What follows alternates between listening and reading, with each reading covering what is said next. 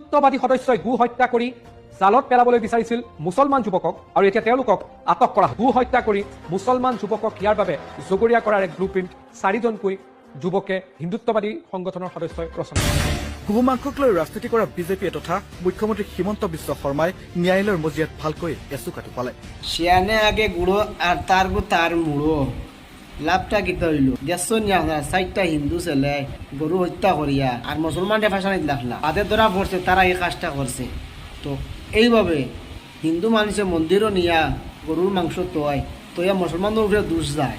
এখন কিতা হয়েছে গরু কবা হিমন্ত বন্ধ করছে, তো লসটা কিতা হয়েছে মুসলমানে গরু খাইল না, তো কিতা হইল মুসলমানে গরু খাইলেও পারবো না খাইলেও পারবো, সেও দিয়ে কয় গরু জীবনে খাইতো না মাংস খাইতো না এ পারবো কোনো অসুবিধা নাই। কিন্তু লসটা কার হয়েছে ভাই আইন লসটা হয়েছে কার? লসটা গরু ঘুরে তোমরা মানুষ রয়েছে, তোমরা মানুষে গরু 8টা 10টা 5টা করতে বাড়ি বাড়ি থাকো। তোমরা অধিকাংশ মানুষে গরু ফালিয়া বিক্রি করিয়া মানে সংসার চলে। অধিকাংশ মানুষে 5টা 10টা 15টা 20টা গরু তোমরা এখন মানুষের বাড়িতে আছে। এই মানুষটা এখন গরু গুণ কিতা করতা না গুনতে বেচতা পাত্রা না ফালাইতা পাত্রা কোন বাজু করতে পাত্রা। লসটা কার হয়েছে? লসটা গুরু তোমরা রয়েছে।